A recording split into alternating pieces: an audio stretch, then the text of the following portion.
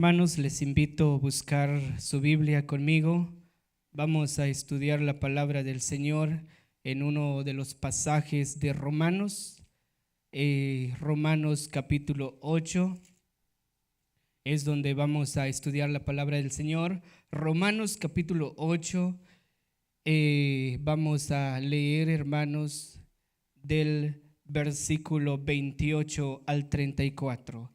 Romanos capítulo 8, versículo 28 al 34. Vamos a leerlo audifonalmente, hermanos. Voy a leer el versículo 28, ustedes el 29, así sucesivamente llegar al 34. Dice la palabra del Señor: y sabemos que a los que aman a Dios, todas las cosas les ayudan a bien. Esto es, a los que conforme a su propósito son llamados.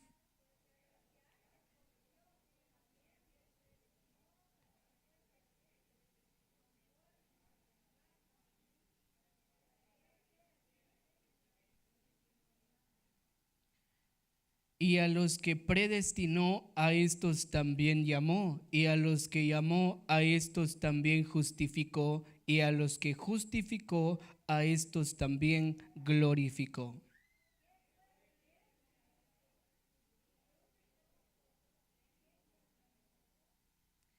El que no escatimó a su propio Hijo, sino que lo entregó por todos nosotros, ¿cómo no nos dará también con él todas las cosas?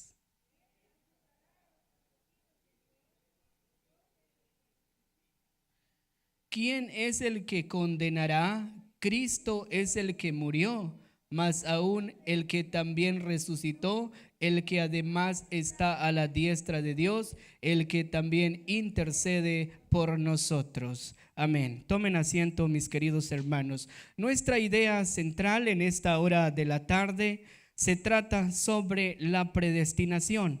La predestinación es un tema teológico que hemos estudiado durante 2 años de estudio, y es lo que también quiero compartirles en este pasaje de la palabra del Señor, hermanos. La predestinación en sí significa decidir de antemano para determinar algo, es decir, elegir. Dios, hermano, toma la acción de predestinación.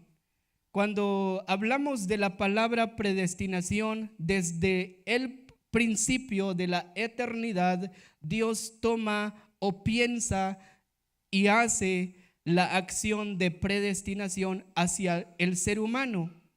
Cada uno de nosotros, mis queridos hermanos, Dios nos predestinó de antemano antes de recibir a Cristo en nuestros corazones. Y eso es lo que significa la predestinación, de que Dios nos conoció de antemano antes de que nosotros fuéramos colocados o instruido en el cuerpo de Cristo. Eso es lo que significa la palabra predestinación. Nuestro punto número 1 de este mensaje, mis queridos hermanos, se trata sobre la elección del creyente. Dios predestina a la humanidad de que un día el pecador iba a conocer a Dios o iba a ser electo como un hijo de Dios. Por eso es lo que vemos, hermanos, en el versículo 28 de nuestro pasaje. Dice la palabra: y sabemos que a los que aman a Dios, todas las cosas les ayudan a bien. Esto es, a los que conforme a su propósito son llamados. En la última frase del versículo 28 dice, mis hermanos, a los que conforme a su propósito son llamados.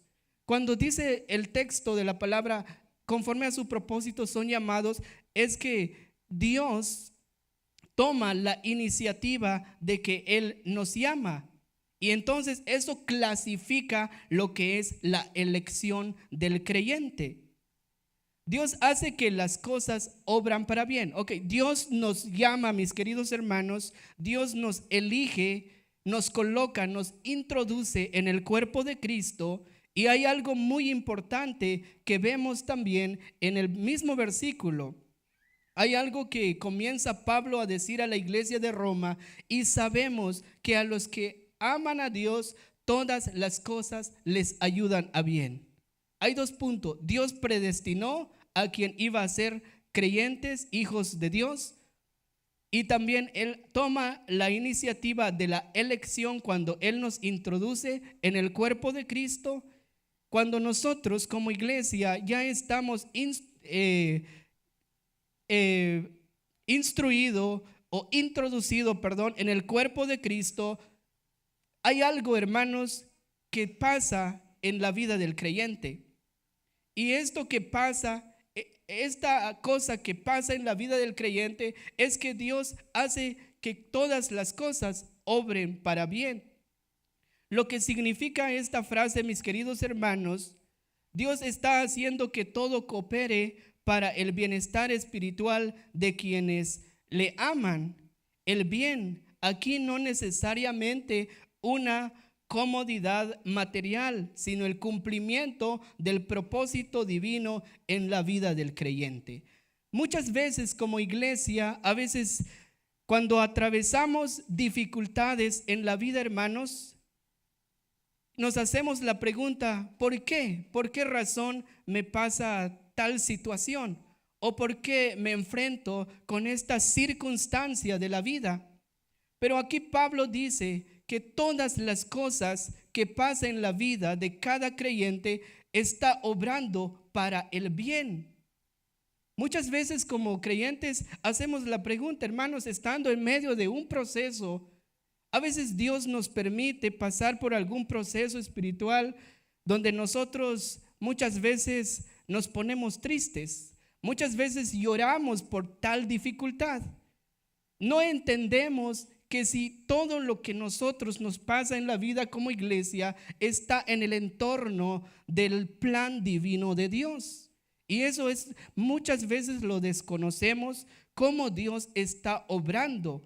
Y la idea o el pensamiento de Dios al permitir que la iglesia, que el creyente pasa en alguna dificultad de la vida, es que la idea que Dios quiere que moldear nuestro carácter como a la imagen de su Hijo, quien es Cristo Jesús. Aquí, hermanos, ¿cuál es el propósito de Dios para cada creyente? Hay una pregunta que nace en este texto de la palabra del Señor. ¿Cuál es el propósito de Dios para cada creyente? Dios predestinó y Dios eligió a cada creyente para introducir en el cuerpo de Cristo y de nuevo Dios hace que las cosas, o Dios permite que nosotros pasamos en dificultades para que nosotros seamos modelados a la imagen de Cristo. Entonces, ¿por qué razón Dios permite todas estas cosas, mis hermanos? La razón por la cual Dios permite estas cosas es para una transformación del carácter del cristiano. No sé si entienden la palabra transformación, mis queridos hermanos. Hace un momento hablé sobre las dificultades que pasa un cristiano en su vida espiritual. Y aquí cuando llegamos en este punto sobre la transformación, hay una transformación que cada uno de nosotros pasamos o atravesamos en nuestra vida. Les voy a poner un ejemplo de transformación en nuestra planeta donde vivimos. Bien sabemos, hermanos, voy a poner a la mariposa como un proceso de transformación.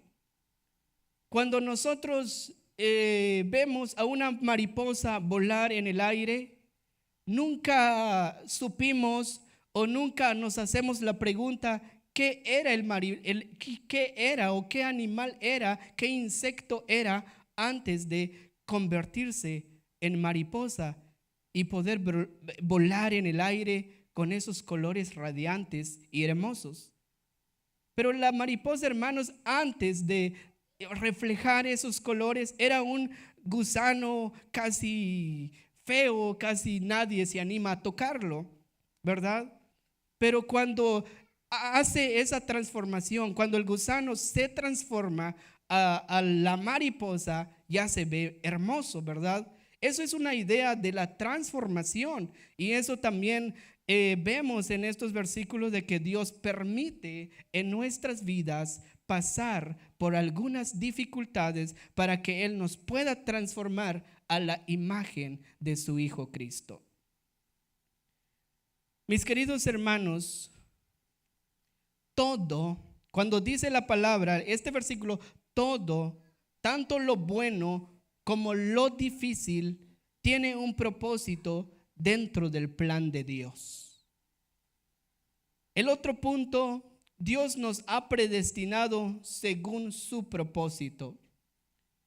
El versículo 29 y 30 dice también la palabra del Señor, mis hermanos, porque a los que antes conoció, también los predestinó para que fuesen hechos conforme a la imagen de su Hijo, para que Él sea el primogénito entre muchos hermanos. Dios nos predestinó a ser conforme a la imagen de su Hijo. Naturalmente, no se trata de que vayamos a tener la semejanza oficial de Cristo. Esto quiere decir, hermanos, cuando Dios decide transformarnos, no quiere decir que vamos a tener la misma imagen de su Hijo Cristo, sino que lo que está diciendo este pasaje, según el comentarista William MacDonald, sino que seremos moralmente como Él, absolutamente libres de pecado, y que poseeremos cuerpos glorificados como el de Él. Esto lo encontramos en Primera de Corintios o Primera Corintios 15:53. Dice la palabra del Señor: porque es necesario que esto corruptible se vista de incorrupción y esto mortal se vista de inmortalidad. Lo que nos está diciendo la palabra del Señor, mis queridos hermanos, indica algo futuro, algo escatológico, que algún día como iglesia vamos a ser transformados a la imagen de Cristo. Cuando hablo de imágenes, no necesariamente me refiero a una estatua, no necesariamente me refiero a un pedazo de madera hecho de mano de hombre, como muchos lo hacen, ¿verdad? Cuando hablamos de imagen, habla de la moral de Cristo, habla de que algún día vamos a estar libres de pecado. Y eso es lo que observamos en el versículo 29 y 30, mis hermanos. La Biblia nos enseña que debemos andar como Él anduvo. Vamos a ver aquí, hermanos, algo muy importante en la vida de nuestro Señor Jesucristo. La Biblia nos enseña a nosotros como iglesia que debemos andar conforme a Cristo. Esto implica crecer en santidad y reflejar su carácter. Cristo es el primogénito entre muchos hermanos. Aquí, hermanos, el versículo 30 nos dice que Cristo es el primogénito entre muchos hermanos. Lo que significa esto, mis queridos hermanos, es que Cristo es el primero en rango u honor. Él no sería uno entre iguales, sino aquel que tiene el puesto supremo de honor entre sus hermanos y hermanas. Lo que nos está hablando la predestinación, mis queridos hermanos, es que Cristo es el mayor entre los hermanos, entre nosotros. Él es quien decidió darnos esa salvación. Por eso también en Mateo 12:46 nos dice la palabra, cuando la madre de Jesús llega hacia su hijo y le pregunta a sus discípulos dónde estaba Jesús, y los discípulos le da la información a Jesús que tu madre está aquí. Entonces Jesús, extendiendo su mano, le dice a sus discípulos: he aquí mi madre y mis hermanos. Eso implica de que cada uno de nosotros, hermanos, Jesús nos llama hermanos por medio de la predestinación, por medio de la elección. Y esto es lo que nos habla la palabra del Señor. Y en este momento quiero también enfocarme en el versículo 30 por un momento. El versículo 30 dice así, hermanos: a los que predestinó, a estos también llamó, y a los que llamó, a estos también justificó, y a los que justificó, a estos también glorificó. Aquí hay una cadena lógica. La cadena lógica es que hay varios puntos cómo Dios obró en la vida del creyente. Primer punto, la predestinación. Segundo punto, el llamado. El tercer punto, la justificación. Y cuarto punto, la glorificación. Estos 4 puntos, hermanos, muestra la seguridad de la salvación de cada uno de nosotros como iglesia. Pablo explica que Dios desde la eternidad nos conoció. ¿Qué significa que Dios nos conoció? Significa de antemano todo lo que Dios programó para la gloria y la felicidad de sus hijos, decretó que fuese llamado a cabo por la vía de la gracia y la santidad. Lo que concluye, hermanos, la palabra conoció es que Dios de antemano nos conoció, y de luego ser salvos por medio de la gracia y del sacrificio expiatoria de Cristo Jesús. Y la palabra predestinó significa los destinó de antemano a ser modelados conforme a la imagen de su Hijo. Y hay otro punto, hermanos, la justificación. La justificación significa que Dios nos llamó y también nos recibe en un llamamiento eficaz. Somos aceptados por Dios y por tanto somos también constituidos justos mediante la obra de Cristo. Esto es la garantía de nuestra salvación, de que Dios nos llama y también Dios nos justificó. Y hay otro punto que habla sobre la glorificación. ¿Qué significa la glorificación, mis hermanos? La glorificación significa que es la etapa final y cumplimiento del plan de Dios para el creyente. Ya fuimos predestinados, y después de la predestinación fuimos justificados mediante la obra de Cristo, y después de la justificación seremos glorificados, algo futuro. Y cuando hablamos de la glorificación es cuando nosotros somos llamados a la presencia de Dios, ya sea por la muerte o la venida de Cristo. Es lo que menciona Corintios 15, 53 al 54, de que nosotros vamos a recibir un cuerpo incorruptible. Pablo dice a la iglesia de Corintio que a los que viven serán transformados, y a los muertos resucitarán con un cuerpo incorruptible. Y esto, hermano, es la garantía de nuestra salvación, la justificación, la glorificación, y esto lo mencionó nuestro Señor Jesucristo en Juan capítulo 10, versículo 28 al 29. Esto también indica la seguridad de nuestra salvación como creyente. Jesús mismo dijo: y yo les doy vida eterna, y no perecerán jamás, ni nadie las arrebatará de mi mano. Mi Padre que me las dio es mayor que todos, y nadie las puede arrebatar de la mano de mi Padre. Esto indica, hermanos, aunque una vez más menciono la palabra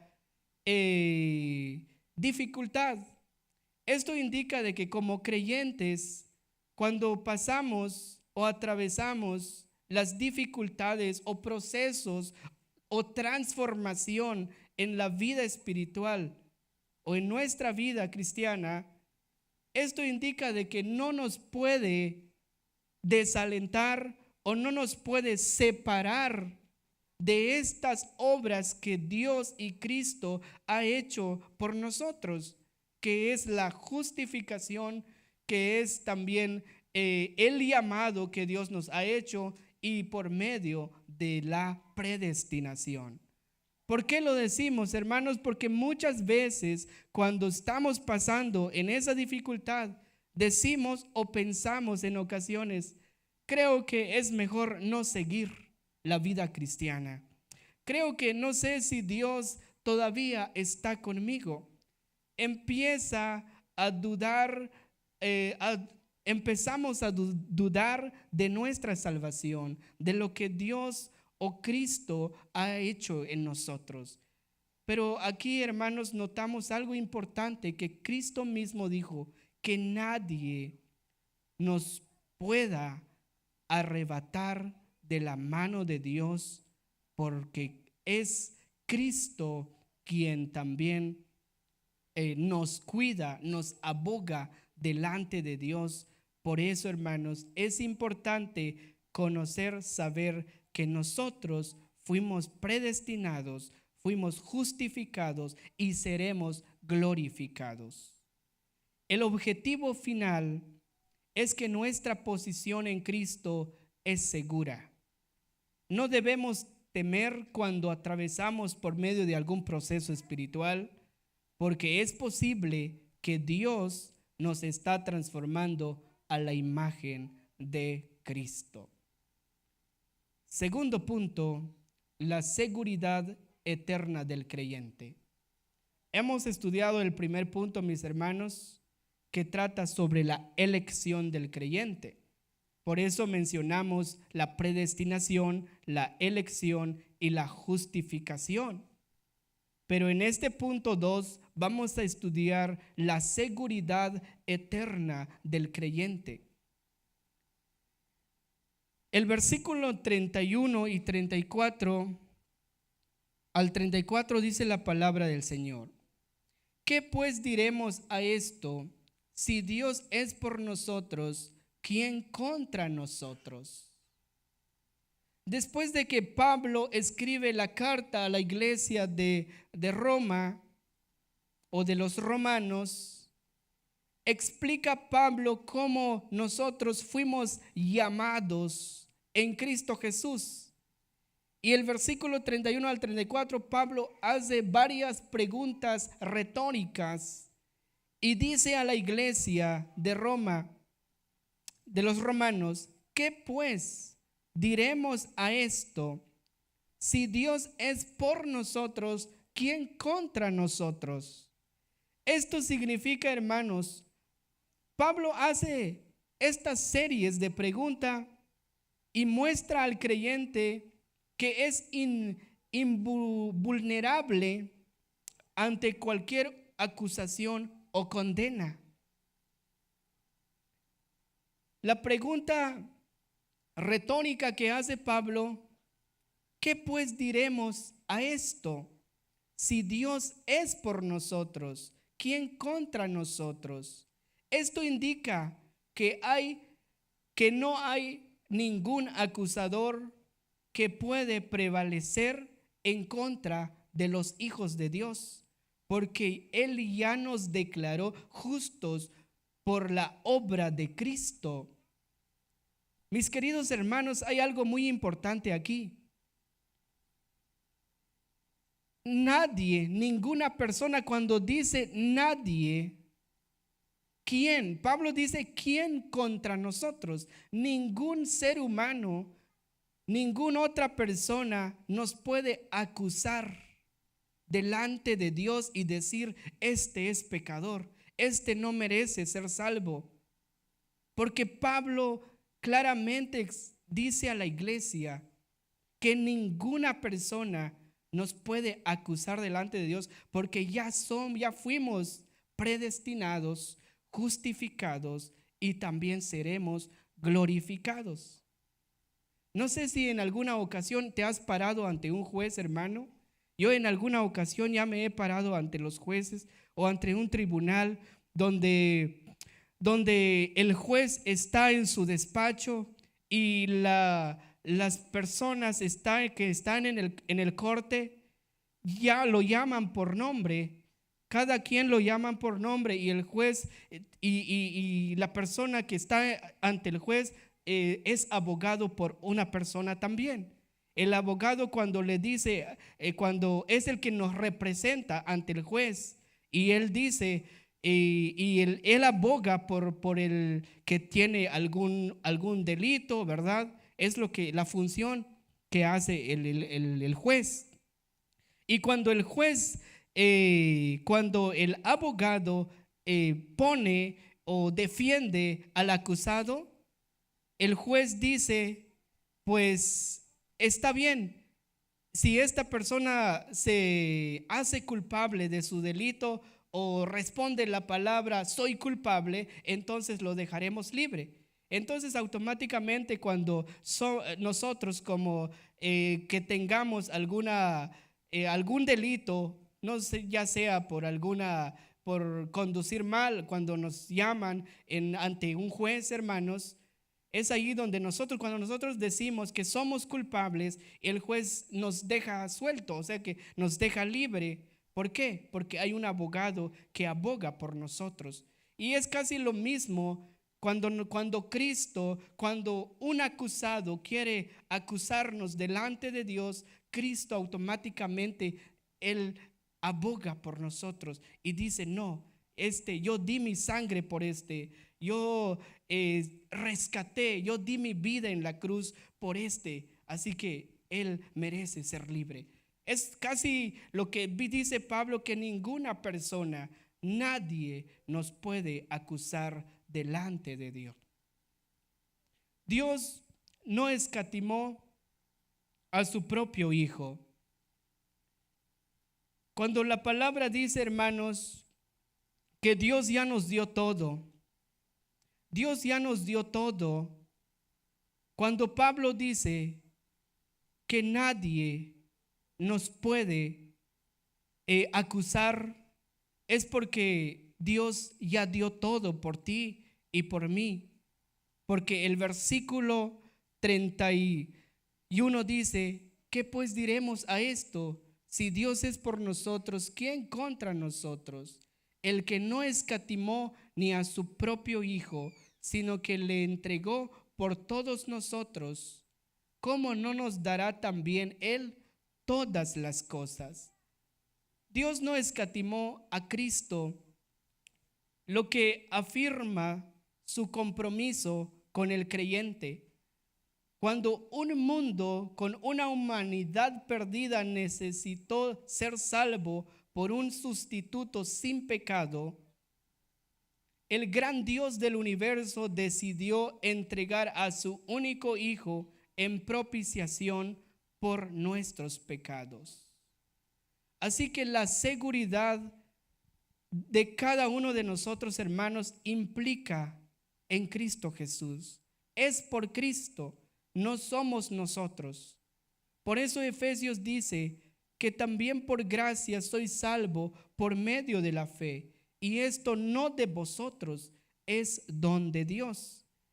Esto implica de que Cristo pagó todo por nosotros. La protección y provisión de Dios es completa, mis hermanos. Ningún enemigo puede separarnos de su amor. ¿Por qué? Porque hay una garantía Y esa garantía es la intercesión de Cristo por los creyentes. Dios justifica, Dios nos mira justos por medio de la obra de Cristo en la cruz. Cristo intercede delante del Padre y aboga por los creyentes. Esto significa que nuestro Señor Jesucristo es la garantía de nuestra seguridad eterna. Jesús mantiene nuestra posición ante Dios, por lo cual los creyentes son permanentes y aceptos. Su intercesión demuestra su amor constante y mediador permanente. Esto, hermanos, lo vemos también de Cristo, que es nuestra garantía de nuestra salvación. Porque Cristo no solo murió y resucitó, sino que hoy está a la diestra del Padre, intercediendo activamente por nosotros. Cuando dice la palabra activamente, es que constantemente Cristo aboga por sus hijos, de que nadie puede acusarlos de perderse o perder su salvación, porque la salvación es segura en Cristo Jesús. Cuando somos salvos, el Espíritu Santo nos coloca en el cuerpo de Cristo, según 1 Corintios 12:13. Además, el Espíritu Santo sella al creyente hasta el día de la redención, según Efesios 1:13.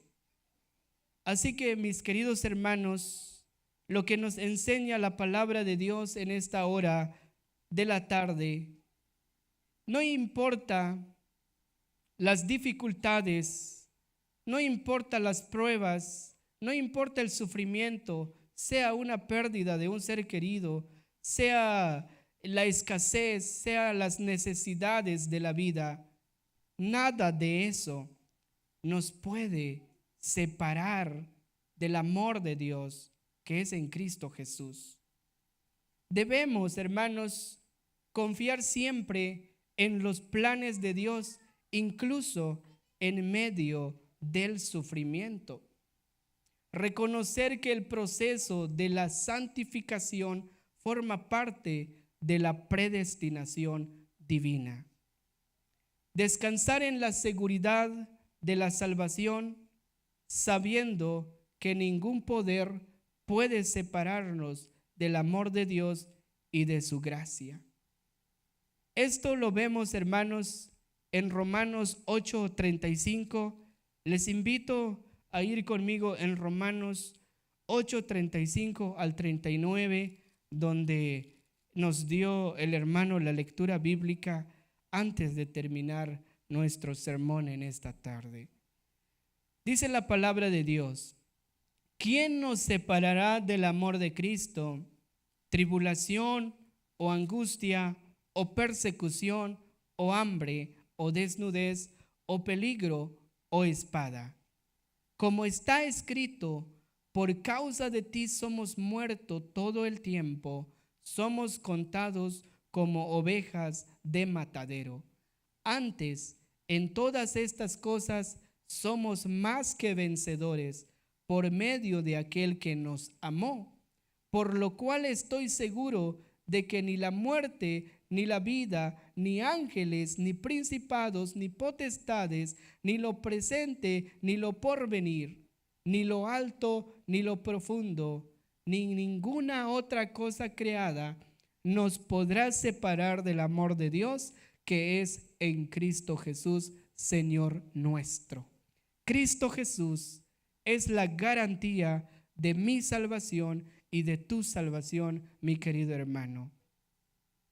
No hay otro medio por lo cual nosotros debemos ser salvos, sino que es por la obra de Cristo. Por eso algún día seremos salvos y algún día veremos a Dios después de nuestra glorificación. Y esto ha sido la enseñanza de la palabra de Dios en esta hora de la tarde, hermanos, y gracias por la palabra de Dios que hemos aprendido con ustedes, les invito a orar en este momento.